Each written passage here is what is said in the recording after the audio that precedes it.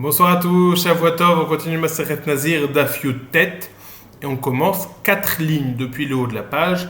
Mantana Leha de Tanoura Banan. Alors nous avions vu hier plusieurs chitotes, à savoir lorsqu'un nazir était tamé, à partir de quand pouvait-il commencer à compter sa nézirut de Tahara? Est-ce que c'était à partir du 7e jour? Ou est-ce que c'était à partir du 8e jour? Du 8e jour, et si c'était à partir du 8e jour, à partir de quand?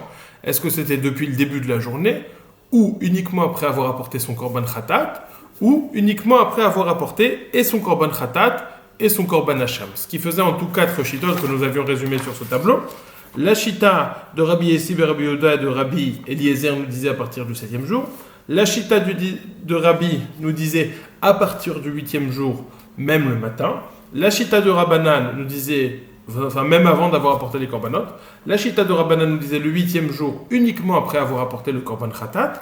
Et Rabbi Eliezer nous disait le 8e jour, après avoir apporté et le korban khatat et le korban hacham. Maintenant, la question se posait, on avait un verset qui nous disait Bayom Hahu, ou alors à la fin de la Gemara un autre verset, même si tu n'as pas, qui nous disait Vehezir, Vehevi, même si tu n'as pas encore apporté ce korban, tu peux déjà commencer ta nézirut de Tahara. Et il y avait discussion entre Rabbi Yishmael et Rabbanan, quel était ce korban que tu n'avais pas encore apporté et que tu pouvais malgré tout commencer ta nézirut de Tahara. Rabbanan nous disait, ce korban que tu n'as apporté, ce que tu n'as pas encore apporté, c'est le hacham. Malgré le fait que tu n'as pas encore apporté le korban hacham, tu peux déjà commencer, et que tu n'as apporté que le korban khatat, tu peux déjà commencer la nézirut de Tahara. Rabbi Eliezer, quant à lui, nous disait, non, le korban que tu n'as pas encore apporté, c'est le korban Ola.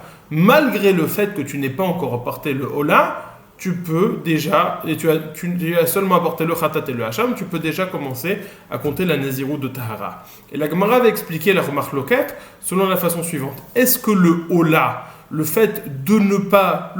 l'indication que le fait de ne pas encore avoir apporté le korban Ola est-il problématique?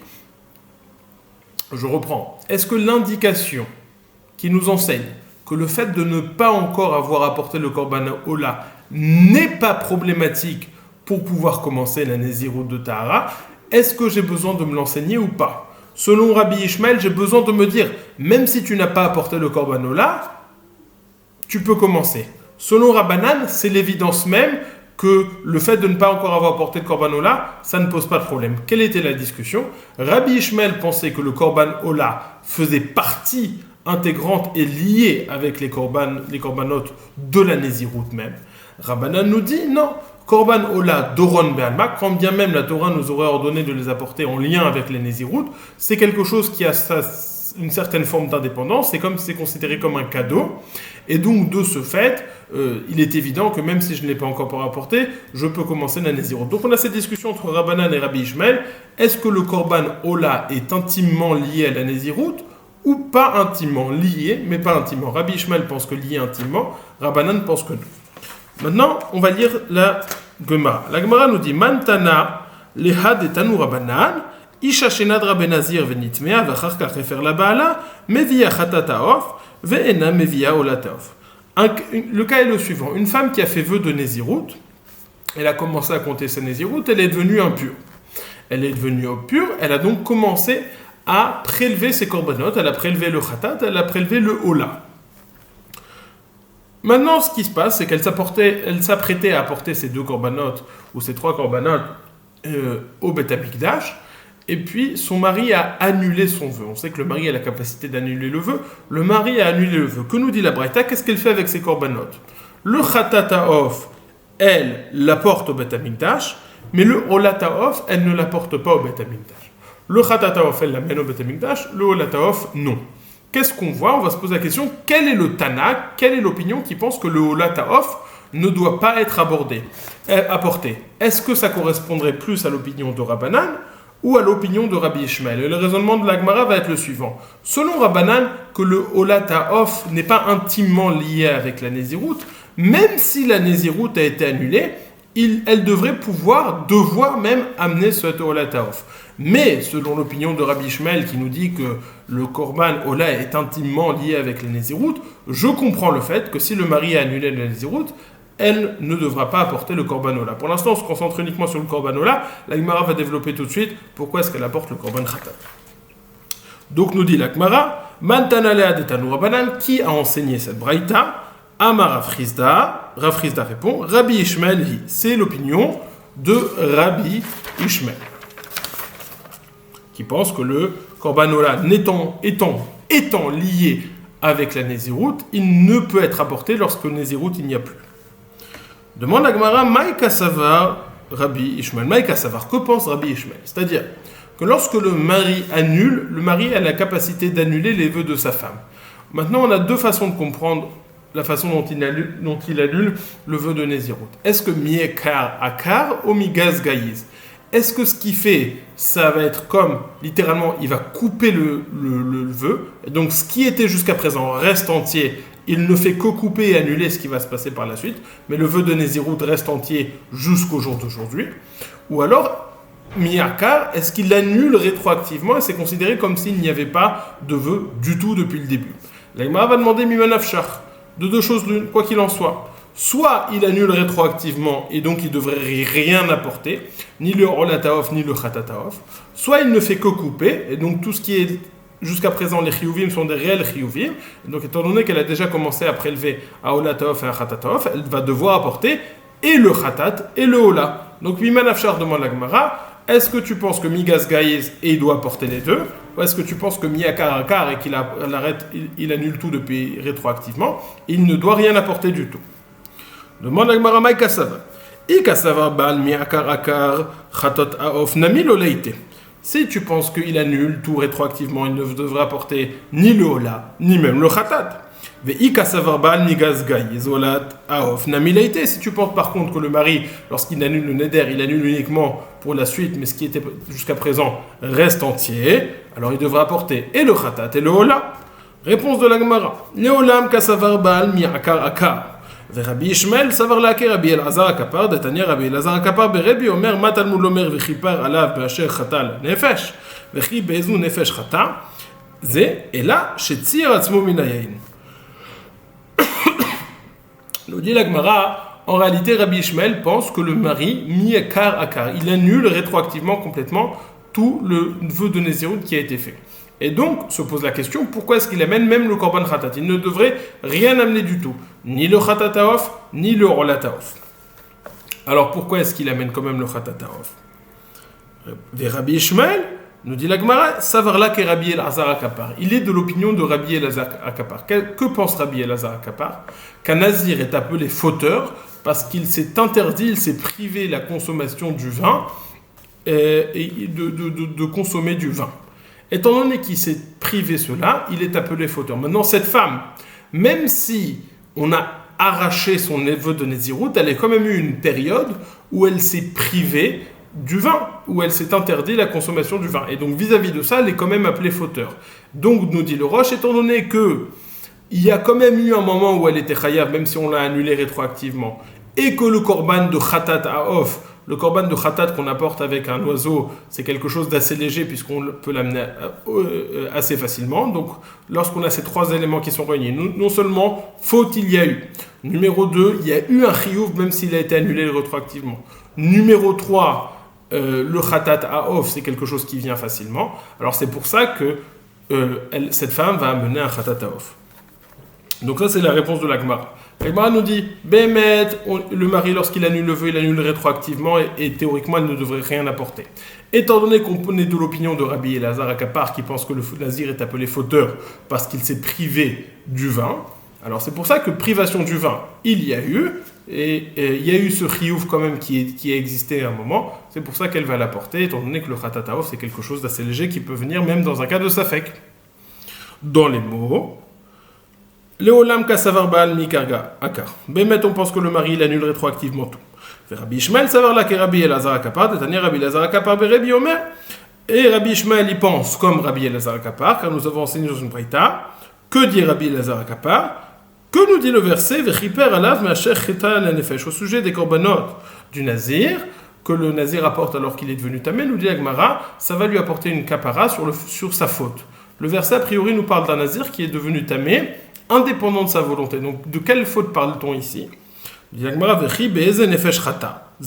Quelle faute a-t-il? Et là, chez Tzir Atzmo Minayayin, nous dit Rabbi Elazar HaKapar, tu sais c'est quoi la faute dont il est question ici? C'est que le nazir s'est interdit de consommer du vin, ça lui a causé de la souffrance, et ça, c'est sa faute. Vekal vachomer, on peut déduire de cela un raisonnement a fortiori.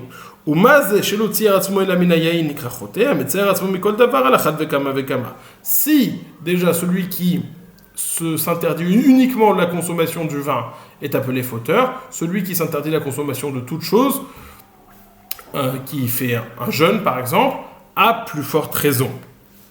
Demande la Gemara, Ve'a ben Nazir tamektiv, anana filou Nazir taor kamrina. La Gemara demande sur l'enseignement de Rabbi Elazar HaKapar.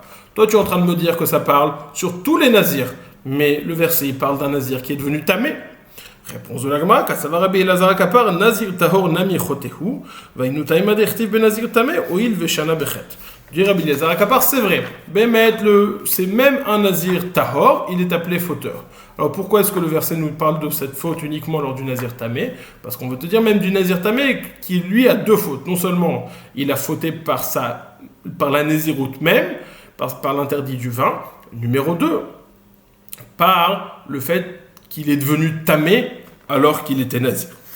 Donc ça c'est le premier enseignement, la première braïta qu'on a apportée dans ce daf Yutet, une femme qui est devenue impure, qui avait prélevé ses korbanot, et le mari qui a annulé rétroactivement, étant donné qu'on est de l'opinion que de Rabbi Elazar HaKapar, elle va devoir quand même apporter le korban khatat.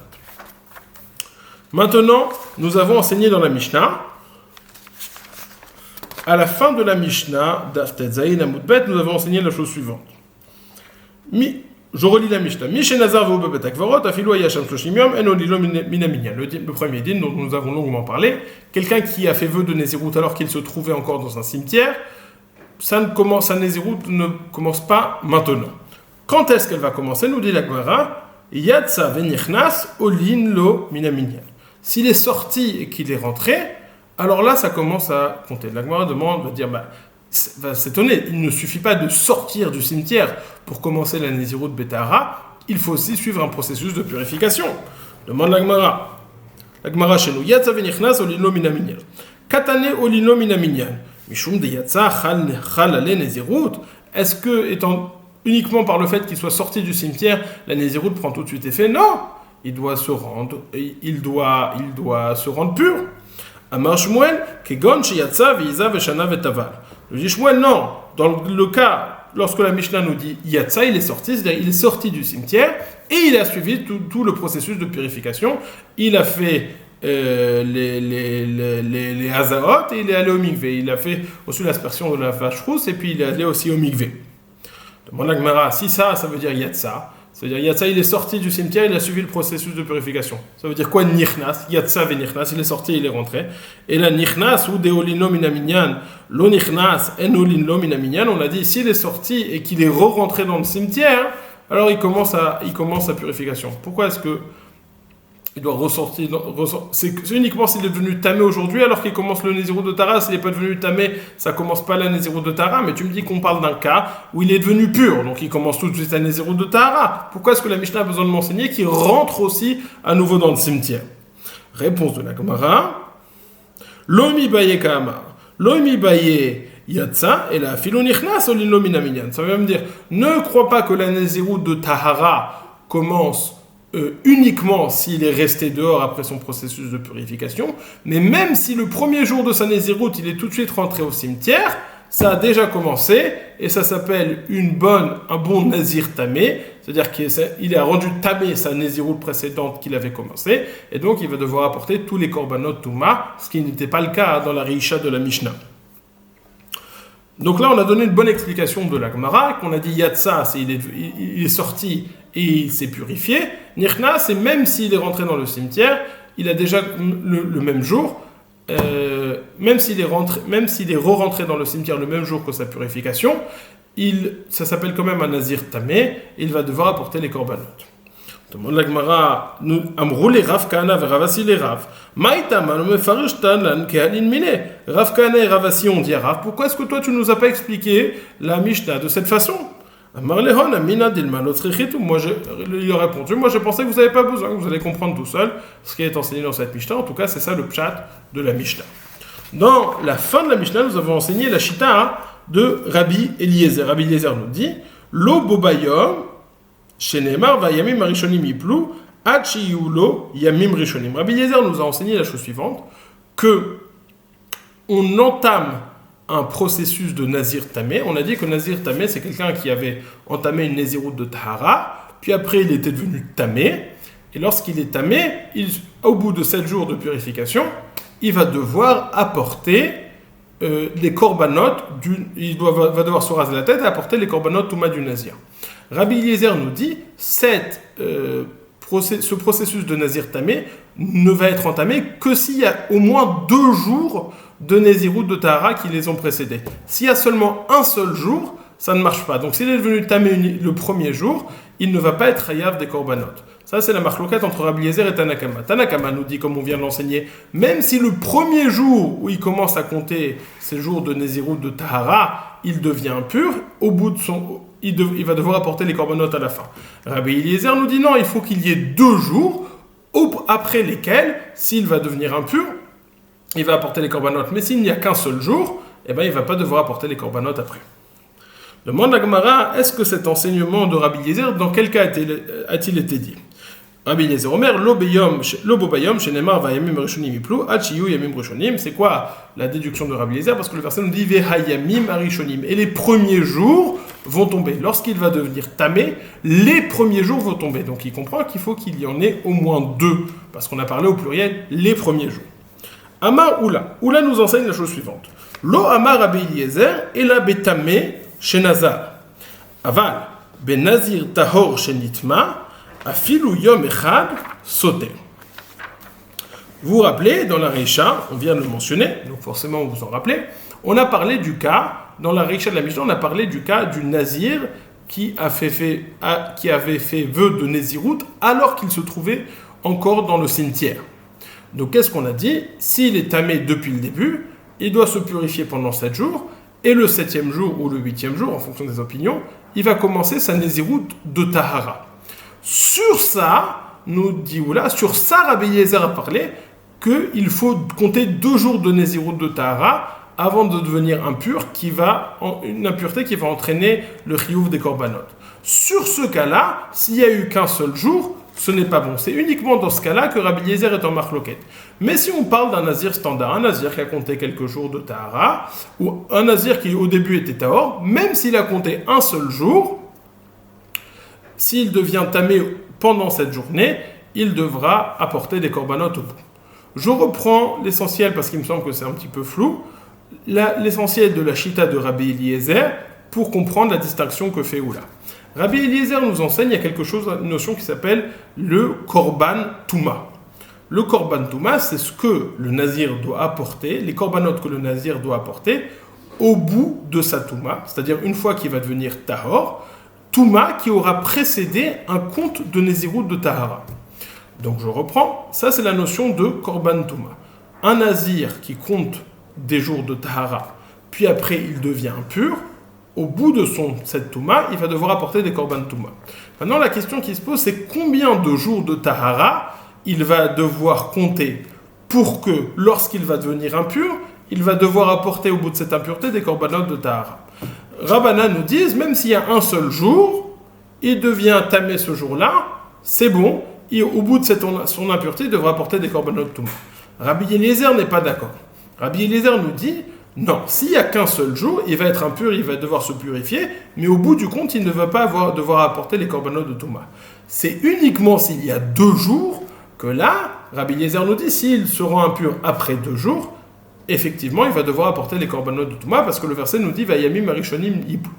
Maintenant, on a ça c'est le din de Rabbi Eliezer, qui nous dit, il faut 2 jours avant, que la Touma soit précédée de 2 jours, et pas d'un seul jour uniquement. Maintenant, Oula vient faire une distinction dans cette chita de Rabbi Eliezer et nous dire la chose suivante. Oula nous dit, tout ce que Rabbi Eliezer a enseigné ne parle uniquement dans un cas d'un nazir qui était tamé au moment du vœu de Néziroute, qui par la suite a commencé à compter sa Néziroute de Tahara plus tard. Dans ce cas-là, nous dit-il, il faut 2 jours et 1 jour ne suffisent pas. Mais si on parle du cas du nazir qui était tahor au moment de la Néziroute, un jour suffit. Ça, il sera d'accord qu'un jour suffit. Je reprends. Oula nous dit, quand Rabbi Eliezer nous a dit qu'il fallait 2 jours et pas un seul jour, il parlait uniquement de nazir qui était tamé depuis le début. Alors là, il faut 2 jours et un jour, c'est pas bon. Mais s'il était tahor au début, alors là, un jour suffit, on n'a pas besoin d'avoir 2 jours. Pourquoi? Amaroula, lo amar Rabbi Eliezer et la betame chez Nazar, avad benazir tahor chez Ditma, filou yom echad sote. Tout ce qu'a dit Rabbi Eliezer, ça parlait uniquement d'un nazir tamé qui était tamé depuis le début. Mais si on parle d'un nazir tahor qui est devenu impur par la suite, sa tahara, il lui suffit d'avoir compté un seul jour. Amarava, maïta amad Rabbi Eliezer. Rava nous dit pourquoi. Quelle est la raison de Rabbi Eliezer d'Amarkra qui t'amènisero Mishum de Betoumanazar. Il lit le verset qui nous parle de Vayamim Arishonim Yiplou comme qui t'amènisero, qui parle du cas où il était tamé depuis les débuts. Abaye objecte à cet enseignement de Oula. Itive Abaye, quelqu'un qui dit Areni Nezir Me'ayom Venitma Betrilat Me'ayom. On a une braïta qui nous enseigne le cas suivant. Quelqu'un qui a fait vœu de Nézirut pendant 100 jours. Areni Nazir Me'ayom. Pendant 100 jours. Alors là, Nizar Betrilat Me'ayom, s'il était impur le premier jour, Yachol Yesoter Talmud Lomar Vayamim Rishonim Yiplou Achiulo Yamim Rishonim Veze Enlo Yamim Rishonim. S'il est devenu impur le premier jour, nous dit la braïta, ça ne va pas annuler, il ne va pas devoir apporter les korbanot Touma au bout de cette Touma, puisqu'il n'y a eu qu'un seul jour. Et le verset nous dit Vayamim Arishonim Yiplou, les jours, donc on a besoin d'au moins 2. Suite de la braïta, Nitma Besof Mea, s'il s'est rendu impur le dernier jour, le 100e jour, est-ce que ça va tout annuler ou pas? Nous dit la Gemara, Nitma Besof Mea Yachol Yesoter, Talmud Lomar Vayamim Arishonim Yiplou, Michlal Dika Acharonim, Veze Enlo Acharonim. Le verset nous dit, les premiers jours vont tomber, du fait qu'on nous parle des premiers, on comprend qu'il y en a des derniers, et celui-là, il n'en a pas des derniers, il n'en a pas d'autres qui viennent après, puisqu'il se trouve le dernier jour. Donc s'il est rendu, seront impurs le dernier jour, ça ne va pas casser toute la Nézirut. On nous enseignait plutôt que ça va casser que 30 jours, mais pas toute la Nézirut. Nitma beyom mea chaserecha, s'il s'est rendu impur le 99e jour, yachol lo yesoter, Talmud lomar vayamim arishonim yiplou, michlal deika acharonim, veze yesh lo rishonim ve acharonim. Et donc, le verset nous dit, vayamim arishonim yiplou, il faut qu'il y ait donc les deux conditions, qu'il y ait des premiers jours, donc au point 2, qu'il y ait des derniers jours, et celui-là, le 99e jour, il y a des jours avant, et il y a des jours après, ou il y a au moins un jour après. Et donc, ça va annuler toute la Nézirut. Je reprends ce qui est enseigné dans cette braïta. On dit quelqu'un qui a fait vœu de Nézirut pour 100 jours. Si il a été rendu impur le premier jour, ça n'invalide pas, il ne va pas être avec les korbanot Touma. S'il est sera impur le dernier jour, le 100e jour, non plus, ça n'invalide pas tout, uniquement 30 jours entre parenthèses, mais ça n'invalide pas tout parce qu'on a besoin qu'il y ait des jours après. S'il est devenu le 99e jour, il y a des jours avant, il y a des jours après, c'est bon, cela va tout casser. En tout cas, de cette braïta, de quel cas parle-t-on? Est-ce qu'on parle du tamé chez Nazar? Est-ce qu'on parle de quelqu'un qui était tamé depuis le début et qui a fait des vœux de Nézirut en étant encore tamé? Ou d'un cas de tahor?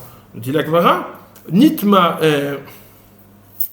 Veha betame chez Nazar. Le matzit amart, mais des katane areni nazir mea, venitma betrilat mea, vekatane acheyulo yamim rishonim tiufta.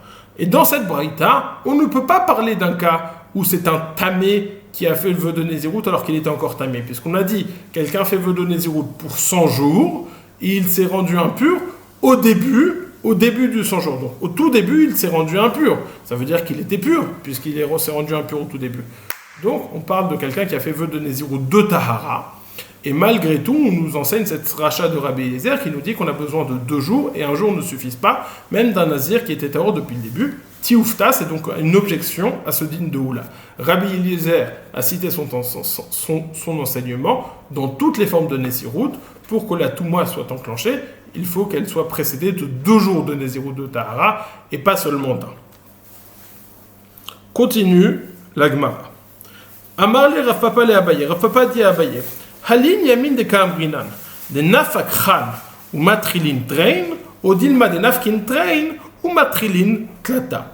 Rav Papa demande à Abaye comment étudier, de quel cas parle Rabbi Eliezer. Rabbi Eliezer nous a dit qu'il faut qu'il y ait 2 jours. Mais est-ce qu'il faut qu'il y ait 2 jours qui aient commencé ou 2 jours qui soient terminés. Vous savez que les jours commencent la nuit. Donc, est-ce qu'on a eu besoin de finir le premier jour et de commencer le deuxième jour? Ou est-ce qu'on a eu besoin de finir le premier jour et de finir le deuxième et donc de commencer le troisième jour? C'est une grande nafkamina. Est-ce qu'on a le jour au soir, puis le début, la deuxième journée, on a déjà les 2 jours? Ou alors est-ce qu'on a besoin de finir une première fois l'ashkia et une seconde fois l'ashkia pour commencer? Et c'est uniquement là qu'on aura 2 jours, selon Rabbi Eliezer. Donc est-ce qu'on a besoin de commencer 2 fois le jour ou est-ce qu'on a besoin de finir 2 fois 2 jours? Ce qui fait une période plus longue. Lo have biade, Abaye ne savait pas. Attachaïle les Rava, Rafa est allé demander à Rava, à Marle Yipluktiv. Le verset nous dit Vayamim Arishonim Yiplu, et cela veut dire même Yiplu, même si c'est Kol Shehu, même si.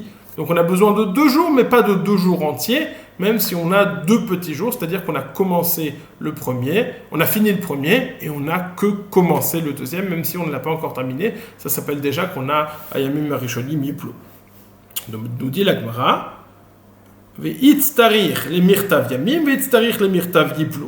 On a besoin et de nous enseigner Yamim Arishonim et on a besoin de nous enseigner Yiplu. Yiplu, qui, comme on l'a dit, ça veut dire même si c'est pas grand-chose. Yamim, ça vient nous dire qu'on en a besoin de 2.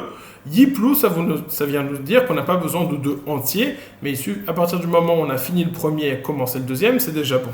Des I, katav rachmana yamim velo katav yiplu avamina adenafkin trevailin tlata, katav rachmana yiplu. Si on avait écrit que le terme de Yamim Arishonim, on aurait compris qu'on a besoin de 2 entiers, de finir 2 journées. C'est pour ça qu'on a dit Yiplu, qu'on a juste besoin de commencer la deuxième. Mais si on avait enseigné que le terme de Yiplu, alors j'aurais pas su que j'ai besoin de 2 jours. 1 suffit. C'est pour ça qu'on a besoin et d'enseigner Yamim et d'enseigner Yiplu. Bon, alors, on a fini cette Mishnah sur le Daf Yutet. Premier enseignement c'est que lorsque le mari annule le vœu de sa femme, si elle était devenue Tméa, on parlait d'une braïta d'une femme qui était devenue Tméa, elle apporte quand même le Khatataof et elle n'apporte pas le Olataof. Et pourquoi on avait posé la question de la Gemara, pourquoi est-ce qu'elle apporte le Khatataof? Arrêt, le mari a annulé rétroactivement tout Neder, parce qu'on pensait comme le Shita de Rabbi Eliezer Akapa, qui nous dit qu'on est appelé fauteur si on s'interdit la consommation du vin.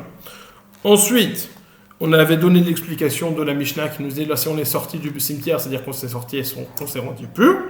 Rabbi Eliezer nous dit, la Shita de Rabbi Eliezer, on a vu qu'elle s'appliquait tout le temps, on avait besoin de 2 jours pour entamer le processus de Touma, 2 jours de Tahara, uniquement après 2 jours de Tahara, commencer le processus de Touma. Et on a dit que ces 2 jours de Touma, ces 2 jours de Tahara, il suffisait de finir le premier jour et de commencer le second jour. On n'avait pas besoin de terminer le second jour, car le verset nous disait Yiplu, qui avait une connotation de même un petit peu. Nous dit la Mishnah suivante. Mishenazar nezirut arbe, veishlim et neziruto, vachar karba laaretz. Bet Shammai omrim nazir shloshim yom, ou Bet Hillel omrim nazir betrila. Chachamim ont institué que tout Chutz laaretz, en dehors d'Eretz Israël, ça a une Touma midérabanan.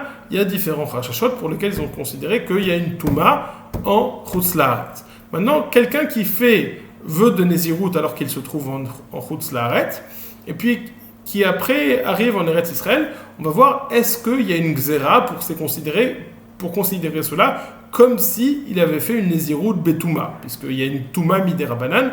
Qu'est-ce qu'ils ont institué? Alors, nous dit la Mishnah, Mishenazar Nezirut Arbe, Vishlim et Neziruto Vachar Karba Laaretz, quelqu'un qui a fait plusieurs Neziruyot et qui a complété, donc par exemple, il a fait une Nezirut de 100 jours, il a fini sa Nezirut en Chutz Laaretz, puis après il arrive en Eretz Israël pour apporter ses korbanot. Alors là, il y a un knas. Bet Shammai Omrim Nazir Shloshim Yom, ou Bet Hillel Omrim Nazir Batrila. Bet Shammai nous dit, il y a un knas, il va devoir recommencer à compter au moins 30 jours de Nézirut. Donc, s'il avait fait vœu de 100 jours, maintenant il va devoir recommencer à compter 30 jours de Nézirut. Uniquement après ces 30 jours, il apportera ses korbanot en Eretz Israël. Tandis que Bet Hillel nous dit non. Il doit recommencer à compter tout le temps de Nézirut qu'il a fait sur lequel il a fait le Néder. S'il a fait le Nézirut de 100 jours, il va devoir compter à partir de maintenant 100 jours de Nézirut. Donc Beth Shammai nous dit uniquement 30 jours, Beth Hillel nous dit 100 jours de Nézirut. Maaseh Be'eleni Malka, il y a une histoire avec la reine Hélène. Shalach bna la milchama, v'amra im yavo beni min al-milchama beshalom, ehe nezira sheva shanim. Elle a dit, si son fils il est allé en guerre, il a dit, si mon fils revient de la guerre, je vais être Nézira pendant 7 ans. Uvav na min al-milchama va'ita nezira sheva shanim. Et son fils est revenu de la guerre, elle était Nézira pendant 7 ans. Mais elle était en chutz la'aretz. Ubasov sheva shanim alta la'aretz. Au bout de 7 ans, elle est montée en Eretz Israël pour apporter ses korbanot. Ve'urua Beth Hillel shete nezira od sheva shanim acherot. Beth Hillel lui ont dit, écoute, tu vas devoir faire encore 7 années de Nézirut puisque tu arrives en Eretz Israël. Ubesov sheva shanim nitmet ve'nimtzet nezira esrim ve'achat shana. Au bout de ces 7 ans qu'elle comptait en Eretz Israël, elle est devenue encore impure et elle a finalement compté 21 ans, 7 ans en Chutz La'aretz, 7 ans en Israël et 7 nouvelles années à cause de la Touma qui avait eu lieu. Ve'nimtzet nezira esrim ve'achat shana. Amar Rabbi Yehuda, lo haïta nezira ala 14 shana. Rabbi Yehuda nous dit non, elle n'était nezira que pendant 14 ans. On va voir dans la Gemara quel était le sujet de la discussion. Passez une excellente journée.